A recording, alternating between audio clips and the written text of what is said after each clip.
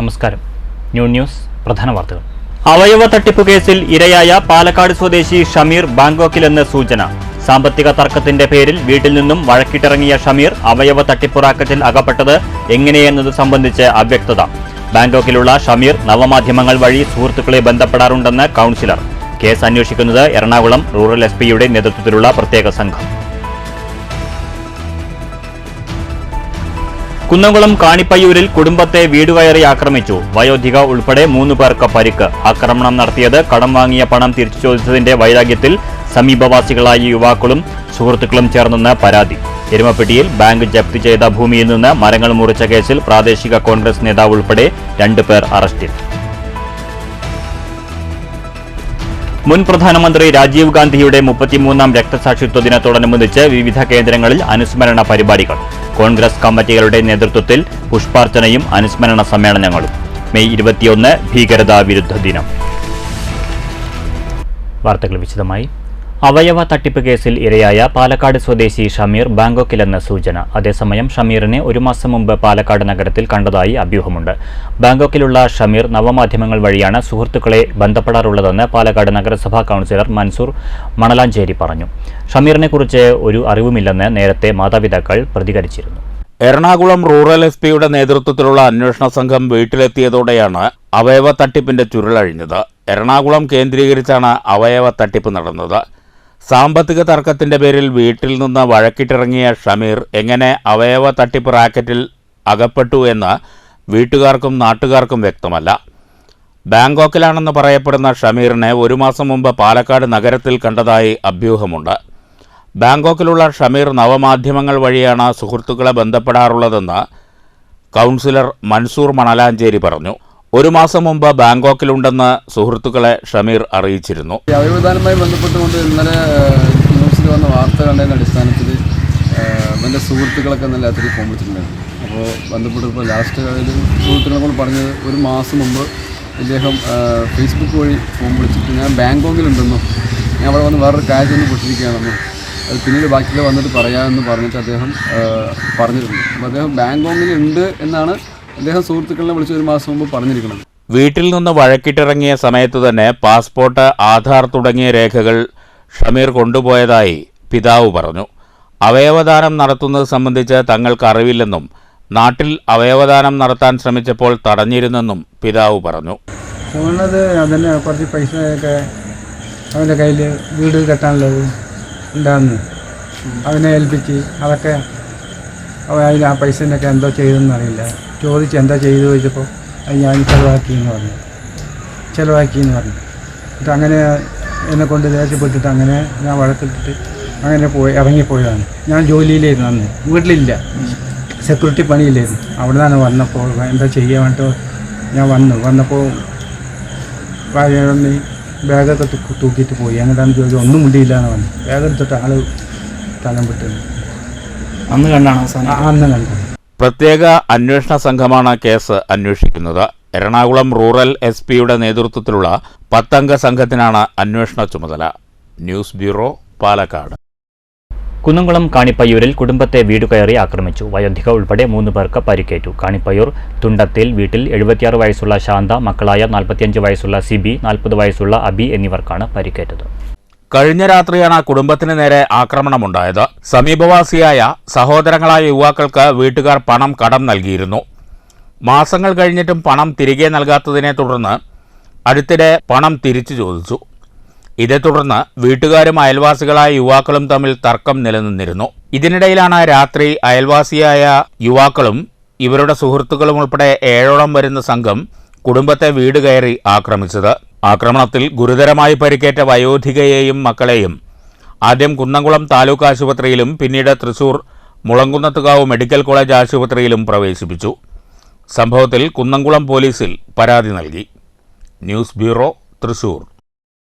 എരുമപ്പെട്ടിയിൽ bank ജപ്തി ചെയ്ത ഭൂമിയിൽ നിന്ന് മരങ്ങൾ മുറിച്ച കേസിൽ കോൺഗ്രസ് നേതാവ് ഉൾപ്പെടെ 2 പേർ അറസ്റ്റിൽ. ബാങ്ക് സെക്രട്ടറിയും സെയിൽ ഓഫീസറും നൽകിയ പരാതിയിൽ കേസെടുത്ത് അന്വേഷണം നടത്തിയാണ് പോലീസ് പ്രതികളെ അറസ്റ്റ് ചെയ്തത്.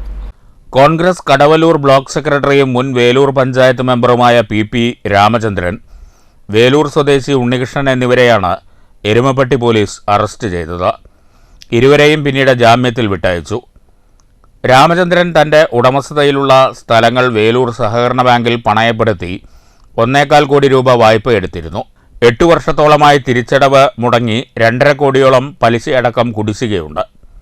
പണയപ്പെടുത്തിയ ഭൂമികൾ ജപ്തി ചെയ്ത് ബാങ്ക് മുതൽ കൂട്ടിയിട്ടുണ്ട്. ഇതിൽ ജപ്തി ചെയ്ത 40 സെന്റോളം വരുന്ന സ്ഥലത്തു നിന്നാണ് നിയമവിരുദ്ധമായി രാമചന്ദ്രനും സഹായിയായ ഉണ്ണികൃഷ്ണനും ചേർന്ന് തേക്കുമരം മുറിച്ചത്. എരുമപ്പെട്ടി SI യു മഹേഷാണ് ഇരുവരുടെയും അറസ്റ്റ് രേഖപ്പെടുത്തിയത്. News bureau, Thrissur. ഭാരതപ്പുഴയിൽ ഒഴുക്കിൽപ്പെട്ട് മരിച്ച നേപ്പാൾ സ്വദേശികളായ സഹോദരങ്ങളുടെ സംസ്കാര ചടങ്ങുകൾ ഷൊർണൂർ ശാന്തിതീരത്ത് നടന്നു. പോസ്റ്റ്മോർട്ടം നടപടികളുമായി ബന്ധപ്പെട്ട് നിന്ന അനിശ്ചിതത്വം പരിഹരിക്കപ്പെട്ടത് മന്ത്രി കെ രാധാകൃഷ്ണന്റെ ഇടപെടലിനെ തുടർന്ന്. കഴിഞ്ഞ വെള്ളിയാഴ്ചയാണ് ഇന്ത്യ നേപ്പാൾ ബോർഡറിൽ നിന്നും ജോലിക്കായി വന്ന അതിഥി തൊഴിലാളികളുടെ മക്കളായ 16-കാരൻ വിക്രമും സഹോദരി 14-കാരി ശിശിരയും ദേശമംഗലം ഭാരതപ്പുഴയിൽ ഒഴുക്കിൽപ്പെട്ട് മരിച്ചത്. നാട്ടിലുള്ള പിതാവ് എത്തിയിട്ട് പോസ്റ്റ്മോർട്ടം നടപടികൾ തുടങ്ങിയാൽ മതിയെന്ന് മാതാവ് അറിയിച്ചതിനെ തുടർന്ന് മൃതദേഹങ്ങൾ മുളങ്ങുന്നത്തുകാവ് മെഡിക്കൽ കോളേജ് ആശുപത്രിയിലെ മോർച്ചറിയിൽ സൂക്ഷിച്ചിരിക്കുകയായിരുന്നു. തിങ്കളാഴ്ചയും പിതാവ് എത്തിയില്ല. കുടുംബത്തെ ആശ്വസിപ്പിക്കാനായി തിങ്കളാഴ്ച ആശുപത്രിയിലെത്തിയ മന്ത്രി കെ രാധാകൃഷ്ണൻ മാതാവ് സുധയുമായി സംസാരിച്ചതിനെ തുടർന്നാണ് പോസ്റ്റ്മോർട്ടം നടപടികൾക്കായി അവർ സമ്മതിച്ചത്. ബാംഗ്ലൂരിലുള്ള സുധയുടെ സഹോദരങ്ങളും ബന്ധുക്കളും ശവസംസ്കാര ചടങ്ങിൽ പങ്കെടുത്തു. സുധയ്ക്കും മക്കൾക്കും നാട്ടിലേക്ക് പോകാനുള്ള സൗകര്യം ഒരുക്കിക്കൊടുക്കാമെന്ന് മന്ത്രി അറിയിച്ചെങ്കിലും നാട്ടിൽ പോയി ജീവിക്കാൻ മാർഗമില്ലെന്നും ഇവിടെ തന്നെ നിൽക്കാനാണ് താൽപ്പര്യമെന്നും മാതാവ് സുധ അറിയിക്കുകയായിരുന്നു. മന്ത്രി കെ രാധാകൃഷ്ണനൊപ്പം മുൻ MLA UR Pradeep, CPM Vallathol Nagar area committee secretary K Muraleedharan, CPM നേതാക്കളായ KS ദിലീപ്, V ദേവാനന്ദ് എന്നിവരുമുണ്ടായിരുന്നു. ദേശമംഗലം ഗ്രാമപഞ്ചായത്ത് പ്രസിഡന്റ് കെ ജയരാജന്റെ നേതൃത്വത്തിലാണ് തിങ്കളാഴ്ച വൈകുന്നേരം ഷൊർണൂർ ശാന്തിതീരത്ത് ശവസംസ്കാര ചടങ്ങുകൾ നടന്നത്. News bureau, Cheruthuruthy. ശ്രീരാമ വിലാസം ചവളർ സൊസൈറ്റി പ്ലാറ്റിനം ജൂബിലി ആഘോഷങ്ങൾ സമാപിച്ചു. തൃശൂരിൽ നടന്ന സമാപന സമ്മേളനം മന്ത്രി കെ രാധാകൃഷ്ണൻ ഉദ്ഘാടനം ചെയ്തു. സംവരണം ആവശ്യപ്പെട്ടുള്ള ചവളക്കാരൻ സമുദായത്തിന്റെ ആവശ്യം ന്യായമാണെന്ന് മന്ത്രി പറഞ്ഞു.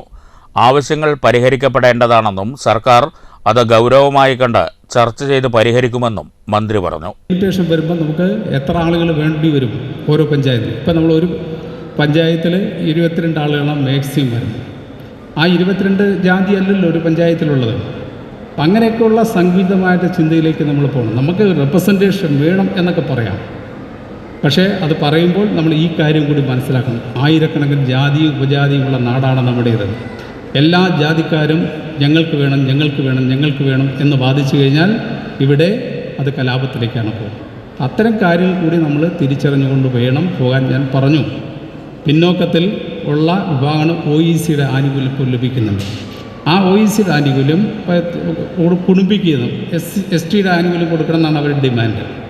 79 തുടങ്ങിയതാണ് ഡിമാൻഡ്. ചവളർ സൊസൈറ്റി സംസ്ഥാന വർക്കിംഗ് പ്രസിഡന്റ് KV ജയരാജ് അധ്യക്ഷത വഹിച്ചു. മോസ്റ്റ് ബാക്ക്വേർഡ് കമ്മ്യൂണിറ്റീസ് ഫെഡറേഷൻ സംസ്ഥാന ജനറൽ സെക്രട്ടറി പയ്യന്നൂർ ഷാജി മുഖ്യപ്രഭാഷണം നടത്തി.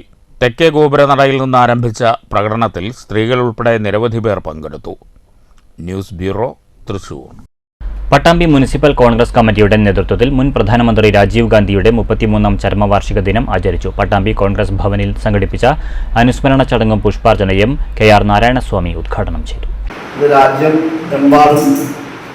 ഇന്ത്യയുടെ യുഗപ്രഭാവനായ മുൻ പ്രധാനമന്ത്രി രാജീവ് ഗാന്ധിയുടെ ധീര രക്തസാക്ഷിത്വ ദിനം ആചരിക്കുക.